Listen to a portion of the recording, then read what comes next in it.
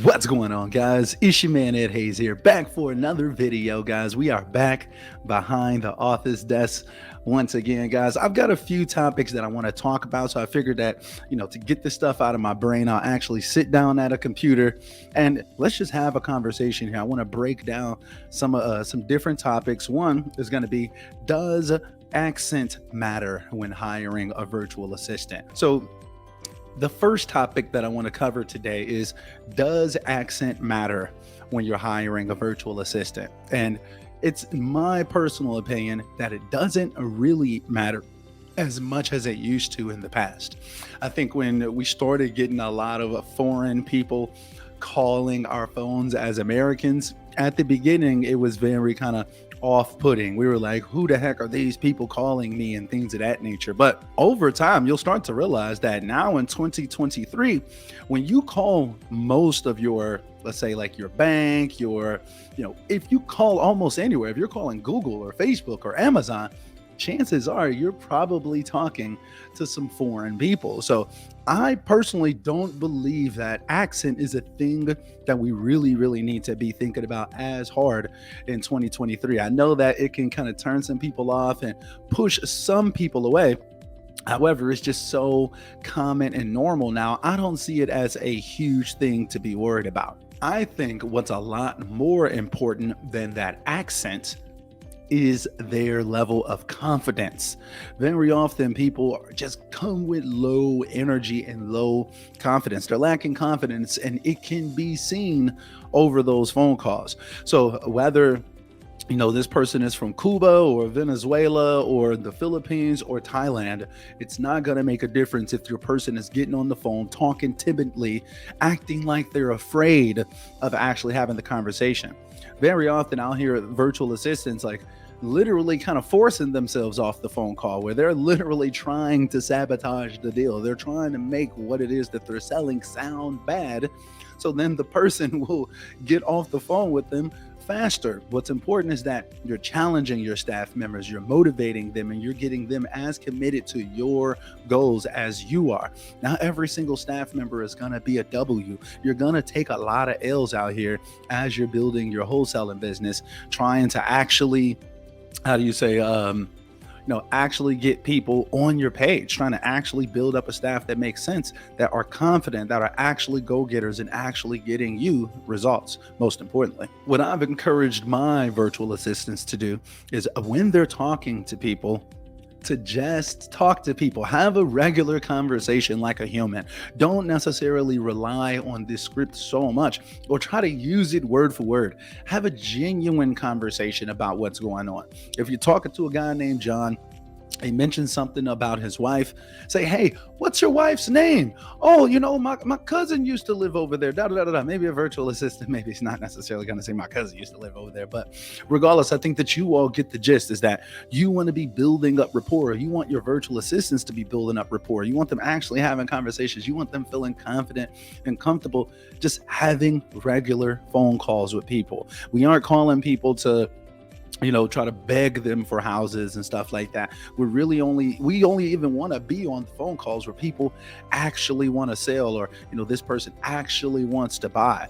You have to motivate and train your staff members regardless of their accent. You have to monitor, train, and teach them how to actually get through those objections, how to actually have a valuable conversation for your team.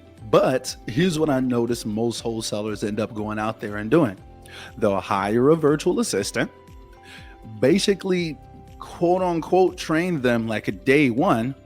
And then going forward, they expect that virtual assistant to get absolutely spectacular results. And when they don't, they're blaming it on the virtual assistant instead of blaming it on their lack of training, of their lack of support, of their lack of leadership.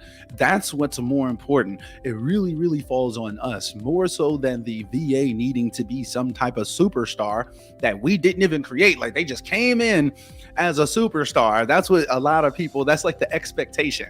However, like, reality is that most people are going to need training when you bring them into your organization. Even if they've worked for several other people, they need to know how you want your business run. And you can't allow them to just run amok and just do whatever they want to do. So when you're hiring people, make sure that you're just not hiring them and then not listening to them.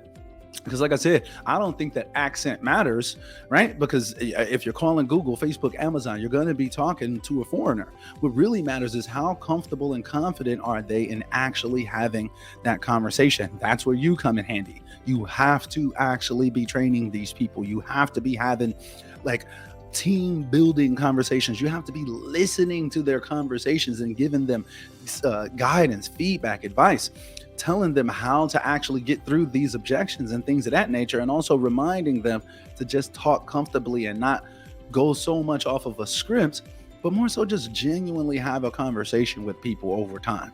Don't be that guy that's hiring staff members and never training them and then being pissed off that they're not running your business effectively and you're not making $1 million a year or something like that. I think some people have very delusional standards or expectations when it comes to virtual assistants. Is really more so on you as the leader if they're getting good results or if they're getting bad results. It all falls on you. So instead of asking yourself, hey, is this virtual assistant, do they have an accent or do they not have an accent? Instead of asking yourself that, ask yourself, are they college educated?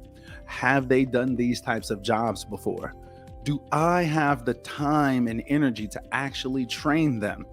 And also, can you track their actual work so you can verify that they're actually getting the job done? If the answer is yes to all of those questions, then I would feel comfortable and confident actually going out there and hiring a virtual staff member.